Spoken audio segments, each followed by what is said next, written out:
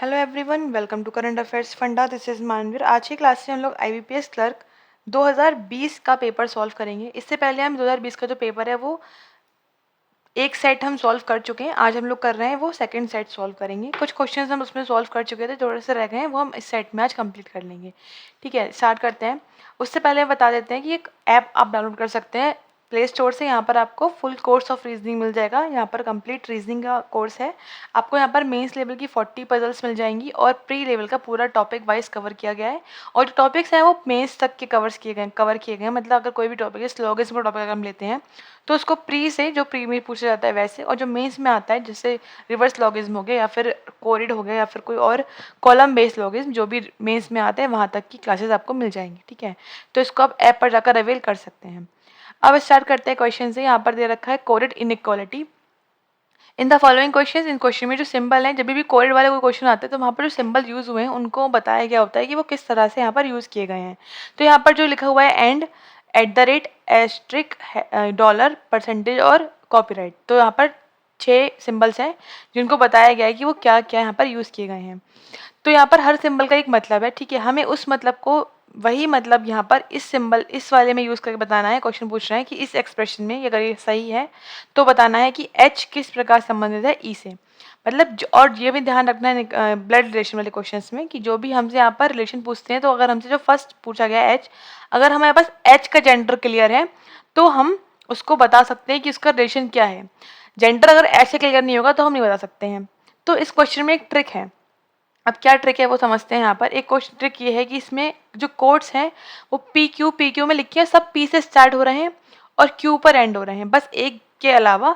यहाँ पर जो वाइफ है तो पी अगर वाइफ है तो ऑब्वियसली बात है क्यू हस्बैंड हो जाता है। बाकी इसमें ऐसा कुछ भी नहीं पता लगता है कि लास्ट वाला होता है ना, उसका हमें जेंडर क्लियर नहीं हो पाता है। ठीक है, और यहाँ नोटिस करिए हम जो एच है वो यहाँ पर एंड में लिखा हुआ है। एच कहाँ लिखा है? एंड में लिखा है। उससे पहले डॉलर है। डॉलर का मतलब क्या है? P is a brother of Q, मतलब यहाँ पर G is a brother of H आएगा एंड में, है ना।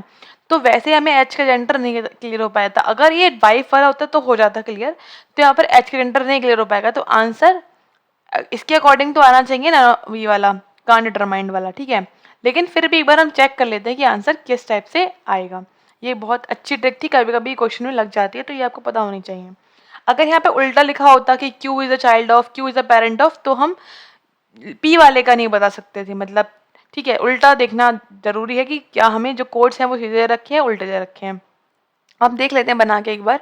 लिखा है A is the father in law of D, right. तो मतलब ए जो है वो फादर इन लॉ है, किसके फादर इन लॉ है? डी के। D is the parent of E, D E का पेरेंट है, तो यहाँ पर डी का जेंडर भी क्लियर नहीं हो पाया। E at the rate G, मतलब G is the child of E, G is a child of E, right. ये मतलब हो ना, sorry, E is a child of G. तो ई जो है वो जी का चाइल्ड है, इसका मतलब जी यहाँ पर होगा, राइट। अभी ये इसका भी जेंडर क्लियर नहीं हो पाया। फिर लिखा है जी और एच, जी और एच। जी क्या है? डॉलर में। G is the brother of H, G is the brother of H. अब जी मेल है तो ये फीमेल हो जाएगा। बस हमें यहाँ पर एच का पता लग पाया, जेंडर नहीं पता लग पाया। ई का पता लग पाया, नहीं पता लग पाया। और हमसे एच का पूछ रहे हैं कि एच किस प्रकार संबंधित है ई से, तो हम इसलिए यहाँ पर आंसर नहीं निकाल पाएंगे। We can't determine the answer, तो आंसर लगा देंगे ऑप्शन ई। तो ये हमने बिना सॉल्व करे भी कर लिया था। तो इस तरह की आपको चीज़ें ध्यान रखनी है। बेसिक क्लियर होगा तो आपको जरूर ध्यान रहेगी। और बेसिक क्लियर करने के लिए आप पूरा कंप्लीट रीजनिंग कोर्स परचेज कर सकते हैं फ्रॉम द एप्लीकेशन। ठीक है, नेक्स्ट क्वेश्चन देखते हैं। अब यहाँ पर बोल रहे हैं अगर ये ट्रू है, ये वाला कंडीशन ट्रू है, तो इसमें से कौन सा ट्रू होगा, इसमें से बताना है कौन सा यहाँ पर ट्रू होगा। ठीक है, तो यहाँ पर पहले हम देखते हैं कि किसका यहाँ पे जेंडर क्या दे रखा है। इस तरह से भी एलिमिनेट भी कर, वैसे चलो निकाल लेते हैं क्योंकि यहाँ पर सारे जो है वो एलिमिनेट करके फायदा नहीं है। हमें इसका इससे बताना है कि कौन सा इसमें से ट्रू है। ठीक है, तो F at the rate M, F का मतलब क्या हो गया कि F is the child of M. ठीक है, एफ का जेंडर क्लियर नहीं है, ना ही एम का। फिर लिखा है एम एंड एस, मतलब M is the brother in law of S, M is the brother in law of S. अब दो केस हो सकते हैं, या तो एम की वाइफ का ये भाई बहन होगा या फिर एम के भाई बहन का ये हस्बैंड हो सकता है। ठीक है, वो बाद में देखेंगे।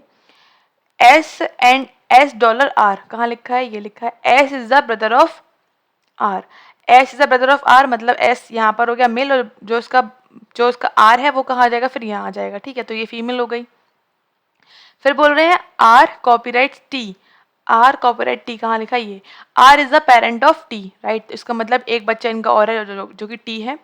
फिर टी डॉलर एफ, वो लिखा है T is the brother of F, मतलब टी जो है वो एफ का भाई है, सिंपल सी बात है। लेकिन एफ का जहाँ पर जेंडर देखो, एफ लास्ट में है और एफ का जेंडर यहाँ पर क्लियर नहीं हो पाया, जबकि एफ स्टार्टिंग में भी था बट वो चाइल्ड था, तो यहाँ पर जेंडर क्लियर नहीं हो पाया। अब देखो पहला बोल रहे M is the mother, no M तो फादर है। R is the brother of, नहीं एम, आर तो फीमेल है। S is the uncle of T, हाँ ये करेक्ट है, एस जो है अंकल है टी के। R is the husband, no R is the wife, तो यहाँ पर ऑप्शन सी करेक्ट हो जाएगा, राइट। नेक्स्ट देखते हैं। नेक्स्ट में पूछ रहे हैं, अब देखो ये वाला क्वेश्चन सॉल्व कैसे करेंगे आपको समझ में आएगा, अभी इसको हम एलिमिनेट कर सकते हैं। F is the aunt of H, इसका मतलब एफ जो है वो क्या है, फीमेल है। एच का नहीं पता कौन है, तो पहले यहाँ पर चेक कर लो कहाँ कहाँ पर एफ फीमेल आ रहा है, और एफ हर जगह बीच में होना चाहिए ताकि हम उसका जेंडर क्लियर कर पाए। अब यहाँ लिखा है F at the rate G, F is the child of, F is the child of G, ऐसा आएगा, चाइल्ड आएगा, ठीक है। इसका मतलब जेंडर क्लियर नहीं हो पाएगा, और इस वाले से सी परसेंटेज से C is the father in law of F, तब भी क्लियर नहीं हो पाएगा। इसका मतलब यहाँ पे ये एलिमिनेट होगा कि यहाँ पर एफ का जेंडर क्लियर नहीं हो पा रहा है, और हमें एफ क्या चाहिए, फीमेल चाहिए। अब बी वाले में देखो, बी में क्या है, F is the wife of G, wife है, इसका मतलब ये फीमेल है, मतलब it can be the answer, possibility है कि ये आंसर हो सकता है, फीमेल आ रहा है क्योंकि इसमें, तो ये हम चेक करेंगे। अगर नहीं हुआ तो हम ये आंसर टिक कर देंगे, नाउ दिस है, इसलिए हमें चेक करना पड़ेगा इसको एक बार। अब यहाँ बोल रहे हैं F is the parent of E, F parent है, अब पता नहीं पेरेंट में वो फीमेल है या मेल है, तो आगे से हो सकता है कंडीशन कहीं पर कुछ चेंज हो रहा हो, तो उसे भी चेक करना पड़ेगा। फीमेल और मतलब पेरेंट है वाइफ वाले में हमें चेक करना पड़ सकता है। और F and E, F and E, F क्या हो रहा है यहाँ पे, एंड में क्या आ रहा है, brother in law, F brother आ रहा है, मेल आ रहा है, इसका मतलब ये भी ऑप्शन एलिमिनेट हो गया, मतलब ए और डी तो ऑप्शन यहाँ से एलिमिनेट हो गए। तो इस तरह से अगर ऐसा क्वेश्चन आता है तो आप ऑप्शन एलिमिनेट करके अपना टाइम सेव कर सकते हो। अब आपको केवल दो चेक करने हैं, बी और सी, तो पहले हम यहाँ पर बी चेक करेंगे, दो ऑप्शन एलिमिनेट हो गए हैं। बी में क्या लिखा हुआ था, E copyright H, means E is the parent of H, ठीक।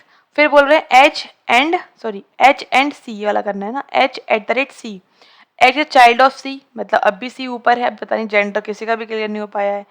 सी डॉलर एफ, मीन्स क्या हो गया, C is the brother in law of F, right.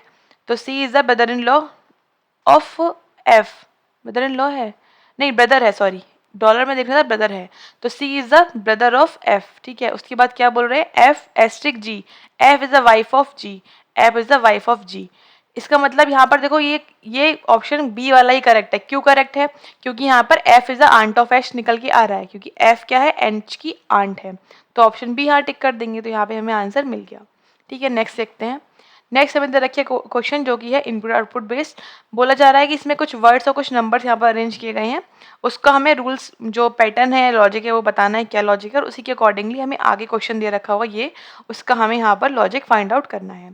अब देखो क्या क्या लॉजिक हमें दे रखा है, थोड़ा समझने की कोशिश करेंगे। ये इनपुट है, यहाँ पर एक नंबर 1 2 3 4 5 नंबर है, और फिर सेकंड में 5 नंबर है, राइट। तो हर किसी नंबर में मतलब कोई लॉजिक या कोई पैटर्न यहाँ पे फॉलो हो रहा होगा। देखते हैं क्या हो रहा है। फर्स्ट लिखा है 6 7 1 2, अब नंबर नीचे उसके लिखा है 1 2 5 8, तो 1 2 तो चलो है अगर हम असेंडिंग ऑर्डर देखें, लेकिन 5 8 आ गया, 6 7 नहीं आया है। सेकंड वाले में 1 2 और 6 7 मतलब असेंडिंग ऑर्डर तो लगाया है इन्होंने, लेकिन असेंडिंग ऑर्डर के साथ कुछ और भी किया है। अच्छा एक चीज नोटिस करो, असेंडिंग ऑर्डर में लेकिन नंबर्स क्या है, पहले इसको लिखा है 8 5 2 1 को लगाया है 1 2 5 8, इसका मतलब ये इन्होंने नंबर्स का भी असेंडिंग लगाया है और डिजिट का भी असेंडिंग लगाया है। पहले लगाया है डिजिट्स का, उसकी सॉरी पहले लगाया है, हाँ डिजिट को करा, उसके बाद लगा दिया नंबर्स का। देखो जो यहाँ पे नंबर है ना वो सब असेंडिंग ऑर्डर में ही लगे हुए हैं, और जो डिजिट्स है वो भी असेंडिंग ऑर्डर में। इसका मतलब स्टेप में दो काम किए हैं, नंबर्स को भी लगाया है और डिजिट्स को भी लगाया है। तो स्टेप 1 में पहला काम क्या करेंगे हम लोग, पहले हम यहाँ पर लिख लेते हैं रफली वर्क, क्या करेंगे, पहले हम सबको डिजिट सारे डिजिट जो है उनको असेंडिंग ऑर्डर लगाएंगे। तो ये आ गया 1 3 7 6 सॉरी 1 3 6 7, देन क्या आएगा 4 6 8 9, फिर आएगा 1 3 4 5, फिर आएगा 1 2 4 8, और फिर क्या आएगा 2 4 6 और 9। अब लगाते हैं असेंडिंग, तो स्टेप 1 क्या आ जाएगा, पहला 1 3 4 5, नहीं सॉरी 1 2 पहला आएगा 1 2 4 8, उसके बाद क्या आएगा 1 3 4 5, उसके बाद आएगा 1 3 6 7, उसके बाद आएगा 2 4 6 9, उसके बाद आएगा 4 4 6 8 9। ठीक है, तो स्टेप 1 हमारा इस तरह से यहाँ पे कंप्लीट होता है।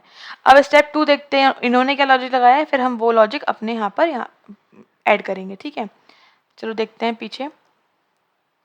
अब इन्होंने क्या किया स्टेप 2 में, यहाँ पर अगर हम देखें स्टेप 2 में यहाँ पर लिखा है BCFI। ठीक है, मतलब नंबर्स कुछ प्लेस वैल्यू से ये लोग यहाँ पे चेंज कर रहे हैं प्लेस वैल्यूज में। तो B लिखा है बट B का होता है 2, C का होता है 3, F का होता है 6, I का होता है ओके। यहाँ पे इन्होंने हर किसी का +1 कर दिया है। जब हम 1 का +1 करेंगे 2 आएगा, 2 का प्लेस वैल्यू 3 का 3, फिर place value 6, place value 9, place value, मतलब हर किसी नंबर में +1 करा है और फिर उसका प्लेस वैल्यू यहाँ पर लिख दी है। ठीक है, एक बार सब चेक कर लेते हैं। यही है 4 के बाद 5, ठीक है, 6 का 7, 7 का 8 और 8 का 9। हाँ, ऐसे ही किया गया है। तो यहाँ पर हम क्या करेंगे 1 2 4 8। अगर गलत ना हो, आप उससे वो हो रहे हो, तो आप इस तरह से कर सकते हो। यहाँ पर हल्का सा लिख लो क्या हो रहा है 2 3 5 9, उसके बाद 2 4 5 6, उसके बाद 2 4 7 8, उसके बाद 3 5 7 और फिर 10, उसके बाद 5 7 9 और 10। अब इसकी प्लेस वैल्यूज लिख लो, सब क्या आ जाएगा BCIEI, उसके बाद BDE और F, उसके बाद BDG और H, उसके बाद CEG और ये होता है J का, 10 होता है J का। ठीक है, तो ये हो गया 10, J का होता है, E का हो गया 5, देन G, देन I और J, I और J। तो इस तरह से हमने यहाँ पर सारी प्लेस वैल्यूज़ को फाइंड आउट करके लिख लिया। तो ये जो प्लेस वैल्यूज़ वाला टॉपिक है ये बहुत ही बेसिक है, जो कि कोडिंग डिकोडिंग का होता है और हम स्टार्टिंग में यही पढ़ाया जाता है, रीजनिंग की ABCD। तो ये अब आपको अच्छे से पता होना चाहिए कि किसकी प्लेस वैल्यूज़ क्या होती हैं। अच्छा, फिर क्या लिखा है देखो, परसेंटेज है और यहाँ पर एक डॉलर का साइन भी आ रहा है। इसका मतलब जब भी सिंबल है तो सिंबल मोस्टली वॉवेल और कॉन्सोनेंट पर होता है, तो वही चेक कर लेते हैं पहला केस। तो यहाँ पर बी है कॉन्सोनेंट, तो परसेंटेज यूज हुआ है B percentage, D percentage, E is vowel, तो ई के लिए डॉलर लगाया है। इसका मतलब ये है कि जो कॉन्सोनेंट है उसमें क्या लगाया है, परसेंटेज लगाया है, और वॉवेल में क्या लगाया है, डॉलर लगाया है। तो ये ध्यान रखना है। उसके बाद 11 लिखा है, तो 11 कैसे लिखा हुआ है, यहाँ पे 10 लिखा है, देन 14 15 देन 14। ओके, तो यहाँ पर इन्होंने आई थिंक ये बी फर्स्ट और लास्ट को प्लस किया है। तो बी की वैल्यू होती है 2 और आई की होती है 9, तो कितना आ गया 11 आ गया। यहाँ पे देखो बी की 2, एच की 8, तो 10 आ जाएगा। डी की 4, ई की और जे की 10, तो फिर 14 आ गया। ई की 5, जे की 10, 15 आ गया। ई की 5 और आई की 9, तो 14 आ गया। इसका मतलब फर्स्ट और लास्ट वाले लेटर को प्लस करके उसकी वैल्यू लिख दी है। और बाकी कॉन्सोनेंट में लगाया है क्या, परसेंटेज। तो यहाँ पे क्या आ गया परसेंटेज, यहाँ पर क्या आ गया परसेंटेज, परसेंटेज, और ये परसेंटेज, यहाँ पर क्या आ जाएगा डॉलर। ठीक है, अब फर्स्ट और लास्ट ऐड कर दो। आई का मतलब होता है 9 और बी का 2, तो कितना आ गया 11। फिर एफ का होता है 6, बी का होता है 2, तो कितना आ गया 8। एच का होता है 8 और बी का होता है 2, दैट इज 10 हो गया। यहाँ पे जे का 10 होता है, सी का 3, तो 13 हो गया। जे का 10 होता है और ई का 5, तो यहाँ पे कितना आ गया 15 आ गया। तो ये आ गया हमारा स्टेप 3। अब स्टेप 4 देखते हैं क्या क्या हुआ है। Step 4 is the last step. ये तो बहुत इजी है, 1 और 1 2 कर दिया, तो 2 को लिखा है पूरा इन द कैपिटल लेटर्स। 1, ये 1 और 0 को प्लस करो तो 1 आ गया, 1 और 4 को करेंगे तो 5 आ जाएगा, 1 और 5 को 6 आ जाएगा, और 1 और 4 को करेंगे तो 5 आ जाएगा, राइट। तो यहाँ भी हमें यही करना है। 1 और 1 कितना हो गया 2 हो गया। यहाँ पे ये क्या हो गया 8 ही है, तो यहाँ पर 8 ही रहेगा। ठीक है, और तो वैल्यू नहीं है यहाँ पर, या 1 ही आ जाएगा। और यहाँ पे क्या आ गया 1 और 3 हो गया 4, उसके बाद 1 और 5 कितना हो गया 6। तो ये हो गया लास्ट स्टेप। ठीक है, इस तरह से हमें करना था, इतना मुश्किल नहीं आया था, बस यहाँ पे लॉजिक दो दो लग रहे थे। बहुत थोड़ा सा हमें ध्यान से काम करना था इसमें, क्योंकि प्लेस वैल्यूज के साथ +1 हो रहा था, असेंडिंग ऑर्डर डिजिट और नंबर दोनों में लग रहा था, इसलिए बहुत ध्यान से करना था, बट ईजी था। अगर एग्जाम में आता है तो आप एक बार जरूर उसको देख लो, इनपुट आउटपुट को, लॉजिक समझ में आ रहा है तो अटैम्प्ट करो। अब क्वेश्चन देखते हैं क्या बोल रहे हैं। क्वेश्चन पूछ रहे हैं last letter of word which is third in the right hand in the step 2। Step 2 में थर्ड 1 2 3 ये है, और इसका लास्ट लेटर क्या है एच है। एच के लिए यहाँ पर ऑप्शन बी टिक कर देंगे। What is the multiplication of the number which is second from the left hand and the number which is second from the right hand in step 3? Step 3 की बात कर रहे हैं। सेकंड कौन है यहाँ पर 8 है, और इधर से कौन सा सेकंड है 13 है। क्या है, यही तो है ना 13, 13 हो गया और ये क्या हो गया हमारा 8। हाँ, इनका मल्टीप्लाई कितना आ जाएगा 104, दैट इज यहाँ पर ऑप्शन सी टिक कर देंगे। ठीक है, नेक्स्ट देखते हैं। Which of the following word is third from the left in the fourth step. Step 4 में लेफ्ट से थर्ड 1 2 3 कौन सा है? 1 है। 1 के लिए यहाँ पर ऑप्शन लिखा ही नहीं है तो यहाँ पर नन ऑफ दीज टिक कर देंगे। फिर बोल रहे हैं what is the sum of the number which is second from the left in step 1। Step 1 में सेकंड लेफ्ट कौन सा है? 6 9 4 और 8, right. And the number which is third from the left only number in the step 3। Step 3 में third कौन सा है? 10 है। अगर हम 10 यहाँ प्लस करते हैं तो कितना आ जाएगा? है ना, हमें प्लस ही तो करना है, तो प्लस करेंगे तो यहाँ पे कितना आ जाएगा? एक सेकंड चेक कर लेते हैं। लेफ्ट इन स्टेप 1, अच्छा स्टेप 1 का पूछ रहा है, मैंने इनपुट का स्टेप 1 लिख दिया, तो ये है 1 3 4 5, राइट। तो सेकंड वाला 1 3 मैंने इनपुट का ले लिया था, तो यहाँ पर क्या आ जाएगा? फिर 10 प्लस करेंगे तो कितना आ जाएगा? 1 3 5 5। 1 3 5 इज ऑप्शन ए, तो ऑप्शन ए यहाँ पर हम टिक कर देंगे। अब पूछ रहे हैं how many words are starting with vowel in step 2। Step 2 में कितने ऐसे वर्ड जो बॉवल से स्टार्ट हो रहा है? केवल एक ही है बॉवल से स्टार्ट हो रहा है, क्योंकि इसके लिए यहाँ पर डॉलर भी लगाया था, तो ई के लिए यहाँ पर केवल एक ही है जो बॉवल है, तो बॉवल यहाँ पर 1 है, तो यहाँ पर हम 1 ऑप्शन टिक कर देंगे। ऑप्शन डी इज राइट है। नेक्स्ट देखते हैं। नेक्स्ट है एक puzzle. 9 students sit in a row, एक रो में बैठे हुए हैं। Some of them facing north and while some of them facing south. कुछ लोग साउथ देख रहे हैं, कुछ लोग नॉर्थ देख रहे हैं। Each of them rank between 1 to 9। हर किसी की यहाँ पर एक रैंक है, 1 से लेकर 9 तक के बीच में। Not more than 2 students face the same direction who are immediate neighbours. अब नेबर है तो 2 से ज़्यादा लोग सेम फेस नहीं करेंगे, 2 करेंगे, थर्ड वाला अगर तीसरा आता है तो वो सेम फेस नहीं करेगा, ऐसा ये बोल रहे हैं। तो बेसिक बात बस यहीं तक थी। आगे बोल रहे हैं F is the only neighbour. ठीक है, बनाते हैं यहाँ पर। F is the only neighbour of the one who get second rank. इसका मतलब ये है कि जो सेकंड रैंक वाला पर्सन है वो किसी एंड पर होगा, और जो एफ है उसका क्योंकि ओनली नेबर है ना, केवल एक ही वही नेबर है एफ, तो इसका मतलब ये 2 केस बन रहे हैं, 1 2 3 4 5 6 7 8 9। लेकिन 2 केस को हम इसमें ही बनाएंगे। कैसे बनाएंगे आप समझिए। हमने अभी ये माना है कि जो सेकंड रैंक है वो यहाँ पर पर्सन है, ठीक है, और उसका नेबर कौन है? एफ है, तो एफ यहाँ पर होगा। अब यहाँ पे हमें ये नहीं बोला गया कि ऊपर देख रहे नीचे देख रहे, नॉर्थ देख रहे साउथ देख रहे हैं, और हम यहाँ पर अभी लिखेंगे भी नहीं कि नॉर्थ कहाँ पर है साउथ कहाँ पर है। जब हम बना लेंगे उसके बाद हम देखेंगे क्या हो रहा है। ठीक है, फिर लिखा है T sit second the left of M. अब एम के सेकंड लेफ्ट में टी, अभी डायरेक्शन की हम केवल ऊपर के साथ बना के लिख रहे हैं, and both of them facing same direction, और टी और एम जो है वो सेम डायरेक्शन को फेस करते हैं। ठीक है, more than 4 students sit between F and T who does not sit at the end. अब एफ और टी में 4 से ज़्यादा लोग बैठे, मतलब कम से कम 5 बैठे होंगे, और टी एंड पर नहीं है, तो 5 एफ लिख चुके हैं, तो 1 2 3 4 5। इसका मतलब टी यहाँ पर कंफर्म हो गया कि एंड पर आना नहीं है, टी कंफर्म हो गया। D sits immediate right the one who gets lowest rank among all. Lowest rank कौन सी है? 1 है ना। लोएस्ट रैंक कौन सी है? 1 है, और 1 एक सेकंड चेक कर लेते हैं, 1 ही है ना। हाँ, लेकिन यहाँ पर जो रैंक होता है ना, रैंक क्या होता है ना, रैंक जो होती है वो उल्टा मानते हैं। जैसे अगर हमें हमारी 1 रैंक आई है तो हम ये मानते हैं हमने टॉप किया है, और लास्ट रैंक वो होती है जो सबसे लोवेस्ट होती है, तो लोवेस्ट रैंक यहाँ पे 9 हो जाएगी, राइट। 9 का के राइट में जो है वो डी बैठा हुआ है इमीडिएट राइट में। ई गेट्स फर्स्ट रैंक एंड, ठीक है, ई की जो रैंक है वो क्या है? फर्स्ट है, एंड इट सिट्स एल के सेकंड में, सेकंड लेफ्ट में। तो एल के सेकंड लेफ्ट में कौन है? यहाँ पर ई वाला है, और उसकी 1 रैंक है। फिर लिखा है H gets third rank and 6 four the left the one who gets 8th rank who sits one of the extreme end. अब देखो यहाँ पे क्या बोला गया, बहुत अच्छी सी बात है।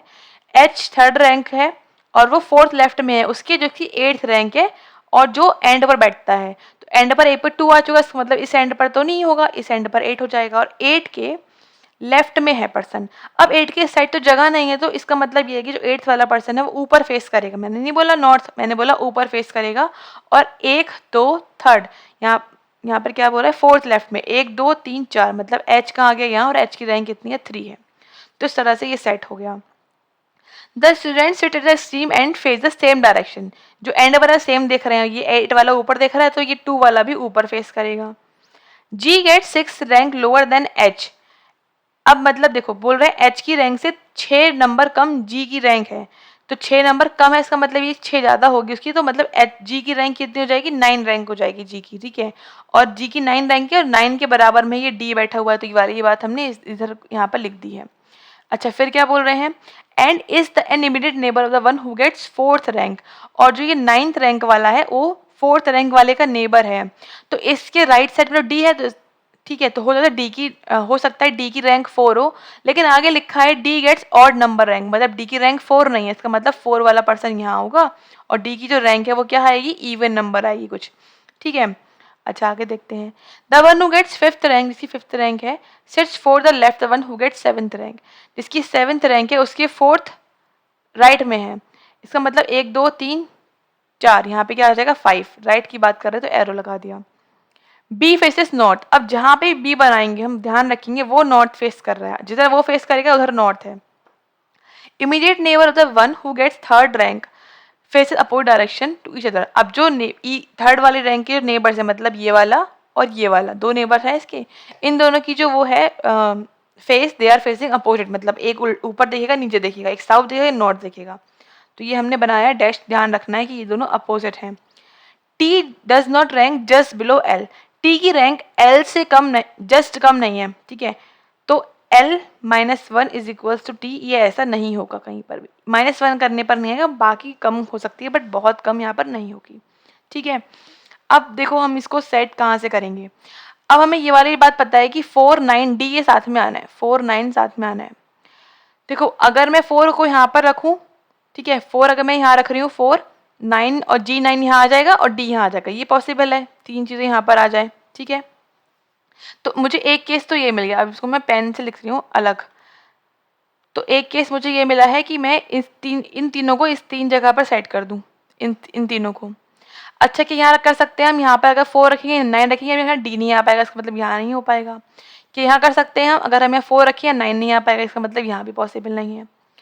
कि यहाँ कर सकते हैं 4 G9 और D यहाँ पॉसिबल नहीं है, यहाँ भी नहीं आ सकता, 4 यहाँ पे G नहीं आ सकता, यहाँ 4 आगे जगह ही नहीं है, इसका मतलब इसकी तो केवल एक ही जगह है रखने की, वहाँ रख देते हैं। फिर इसको हम क्या हो जाएगा, यहाँ पर ये आ गया 4th रैंक, ये आ गया G that is 9th rank, और ये आ गया D और इसकी रैंक इवन नंबर है, वो हमें ध्यान रखना है।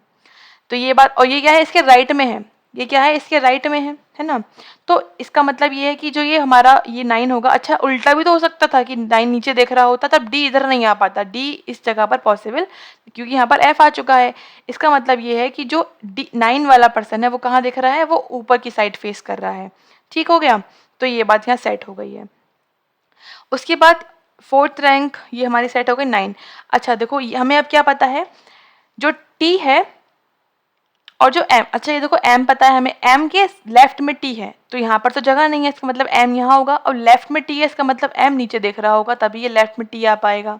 और T और M सेम देख रहे हैं, इसका मतलब T भी नीचे देख रहा है, और यहाँ लिखा था कि ये दोनों अलग अलग देख रहे हैं, तो ये नीचे देख रहा है, तो इसका मतलब ये ऊपर देखेगा। तो ये बात भी यहाँ पर सेट हो चुकी है। अब बचा है क्या, L और इसके लेफ्ट में क्या आना है, E1 आना है। तो E1 जो है, जो जहाँ पर आएगा दोनों जगह खाली होनी चाहिए, तो वो केवल यहाँ पर ही खाली है, E की और ये 1 की, बाकी तो कहीं स्पेस नहीं, दोनों ब्लैंक थे, ऐसा कहीं भी नहीं था, ठीक है। तब जब हमारा E यहाँ पर आ चुका है तो उसके एक गैप पर हमें क्या रखना है, L रखना है। L यहाँ रखेंगे तभी लेफ्ट में, क्योंकि ये तो वैसे भी ऊपर देख रहा है, तभी लेफ्ट में E1 पॉसिबल है, ये भी सेट हो गया, ठीक। अब क्या बचा है हमारे पास रखने के लिए, वो हम देख लेते हैं क्या बचा है। अच्छा बी ही बचा है, तो बी नॉर्थ यहाँ लिखा ही था, तो बी ये हो गया। अब देखो बी नॉर्थ देख रहा है, इसका मतलब जो बी कहाँ देख रहा है, ऊपर देख रहा है, तो ऊपर डायरेक्शन क्या हो गई, नॉर्थ हो गई, और नीचे वाली क्या हो गई यहाँ पर, साउथ हो गई, ठीक है। तो इस तरह से हमें लिखना नहीं पड़ा लगा, क्योंकि हमें स्टार्टिंग में नॉर्थ साउथ नहीं माना था। अब देखो क्या बचा है, 7 1 2 3, यहाँ पर 5 आना है, 7 यहाँ रखते हैं तो 1 2 3 की गैप पर 5 यहाँ आराम से आ जाएगा, लेकिन अगर 7 यहाँ रखेंगे तो राइट में 1 2 3 यहाँ पर भी 5 आ सकता है, बट यहाँ बोला क्या है कि यहाँ पर क्या आना है, इवन नंबर आना है, डी पर क्या आना है, सॉरी इवन नंबर नहीं लिखा है, D gets odd number, even तो 4 ही था ना, वरना तो इवन वही आ जाता, तो यहाँ पे क्या था, डी ऑड नंबर था, मिस्टेकनली मैंने गलत पढ़ लिया इसको, यहाँ पर क्या था, ऑड, तो ऑड तो 5 भी है, ऑड तो 7 भी है, ठीक है। इसका मतलब यहाँ पर, अच्छा ये देख लेते हैं, यहाँ पर एक कंडीशन और भी लिखी हुई है, ये वाली, कि अगर यहाँ पर 7 आ सकता है क्या, नहीं, क्योंकि यहाँ बोला गया है कि 8 से जस्ट बिलो T नहीं है, मतलब अगर ये 8 है, L का 8 नंबर जो है, उससे एक नंबर पर वो 7 आएगा, जो कि यहाँ पर नहीं आना है, इसका मतलब 7 यहाँ पर आ जाएगा और 5 यहाँ पर आ जाएगा। ठीक है, अब क्या बचा, 1 हो गया, 2 हो गया, 3 हो गया, 4, 5, 6 बचा है, तो 6 किसका नंबर हो गया, m का। अब ये जो थोड़े से लोग बचे हैं इनके डायरेक्शन देखते हैं क्या क्या हो सकती हैं। अच्छा, यहाँ पे स्टार्टिंग में ये लिखा हुआ था कि not more than 2 student face the same direction, 2 से ज़्यादा लोग सेम नहीं है। देखो यहाँ पर क्या हो रहा है, ये 2 नीचे देख रहे हैं, अगर मैं इसको बना दूंगी नीचे देख रहे हैं तो ये 3 लोग हो जाएंगे साथ वाले, इसका मतलब मुझे इसको बनाना पड़ेगा ऊपर। उसके बाद देखो ये 2 लोग साथ देख रहे हैं, जब ये 2 साथ देख रहे हैं तो ये इसके साथ वाले कहाँ देखेंगे, नीचे, क्योंकि वरना ऊपर करेंगे तो 3 लोग हो जाएंगे, इसलिए ये भी नीचे देखेगा, तभी यहाँ पर सेट हो पाएगा। तो ये हो गया हमारा right solution of this puzzle. ये वाले नॉर्थ पर्सन है जो ऊपर फेस कर रहे हैं वो नॉर्थ, नीचे कर रहे हैं वो साउथ है। इस तरह सॉल्व करते हैं इस क्वेश्चन, इस टाइप के क्वेश्चन को विदाउट एनी पॉसिबिलिटी। ठीक है, क्वेश्चन देखते हैं क्या बोला जा रहा है। How many person sit the left woman who get 6th rank, 6th rank किसकी है भाई, इसकी है। इसके लेफ्ट बताना कितने लोग हैं, इसके लेफ्ट नीचे देख रहा है तो 1 2 3 लोग ही होंगे, 3 मतलब यहाँ पर ऑप्शन ए टिक कर देंगे, 3। बोल रहे how many student between ji and the who get top rank, top rank is 1, तो टॉप रैंक 1 है, और जी में कितने लोग बैठे हैं, 1 2 3 लोग बैठे हैं, बट यहाँ डायरेक्ट नहीं दिया गया 3। यहाँ बोला गया है as many between D and L, no D ये है एल ये है, तो 4 लोग हैं, तो ये तो नहीं होगा। जितने एम के लेफ्ट में है 1 2 3, हाँ ये हो सकता है, बी वाला करेक्ट है। जब बी करेक्ट है तो ई चेक करने की जरूरत है, यहाँ पे ई में सी और डी बोल रहे हैं, तो इसका मतलब यहाँ पर ऑप्शन बी करेक्ट हो गया। अब बोल रहे हैं what is the position of the one who gets just lower rank than D, just lower rank than D मतलब 8th रैंक की बात कर रहे हैं, 8th रैंक ये है। ठीक है, फिर क्या पूछ रहे हैं, with respect the one who sits immediate left of G, जो जी के लेफ्ट में है, मतलब ये वाला पर्सन, इसकी बात कर रहे हैं, इससे ये कहाँ पर है, तो 1 2 3 4 5 6 7 7 तो यहाँ पर है नहीं। अच्छा, फिर से पढ़ते हैं question, who gets just lower rank than D, D की रैंक कितनी है 7 है, तो 7 से कम क्या हो गया 6 हो गया। अच्छा 6 हो गया यहाँ पर, तो 1 2 3 4, 4th द लेफ्ट, मतलब ऑप्शन यहाँ पर हम बी टिक कर देंगे, राइट। बोल रहे हैं which of the following pair facing the same direction, जो सेम डायरेक्शन फेस कर रहे हैं, ई जी और एल, ई जी और एल सेम ही कर रहे हैं, ये तो सारे नॉर्थ कर रहे हैं, इसका मतलब ऑप्शन ए ही करेक्ट है, तो ऑप्शन ए यहाँ पर हम टिक कर देंगे। कुछ ग्रुप बन रहा है, चेक करते हैं, बी एल ई डी और एच। ठीक है, तो यहाँ पर नोटिस करो सब नॉर्थ दिख रहे हैं एक्सेप्ट किसके, एक्सेप्ट ये भी हो गया हमारा एच के अलावा, एच नॉर्थ साउथ दिख रहा है, बाकी सब नॉर्थ दिख रहे हैं, तो यहाँ पर एच के लिए ऑप्शन ई टिक कर देंगे, राइट। तो यहाँ पर इतने ही क्वेश्चन थे इस सेट में। उसके अलावा आप ज्वाइन कर सकते हैं टेलीग्राम चैनल, यहाँ पर आपको सही वीडियोस की लिंक इजीली मिल जाएंगी। मिलते हैं आपसे फिर नेक्स्ट वीडियो में। Thanks for watching, have a nice day.